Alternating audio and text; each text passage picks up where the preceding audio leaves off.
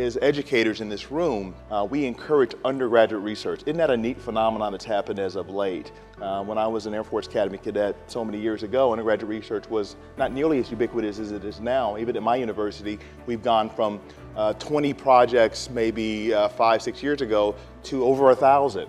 So tell me a success story about research in the last 10, 15, 20 years that you either know about or been a part of to uplift our spirits, because great things are happening in research across these three pods, and I'd love to hear any of you. Or maybe we'll start with you, Subra. I know you're very close to this. Well, I think one of the biggest success stories in not just in science, but in human engagement is the fact that for the first time in the history of the world and the first time in the history of technology, an individual citizen of the world, no matter where he or she lives, whether in a developing country or a developed country, has the opportunity to connect, to access information, and also be part of a big data through a two-way communication process through a mobile device, which doesn't cost a whole lot of money. That's right. That has never happened before in any of the industrial revolutions in the history of humanity.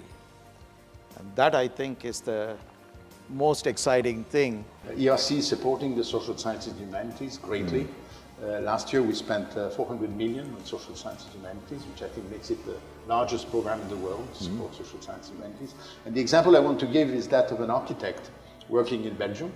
And actually she's interested in turning around the concept of building, really making buildings for people which are accessible to handicapped people. And very often the way architects live through this is through constraints. There are regulations you have to do, and your building has to do this and that and that. So our old project, which is a very ambitious project with a lot of thinking into it, is to say this should not be thought that way. You should consider this as a challenge, and the right way of addressing the challenge is to involve handicapped people at the creative level.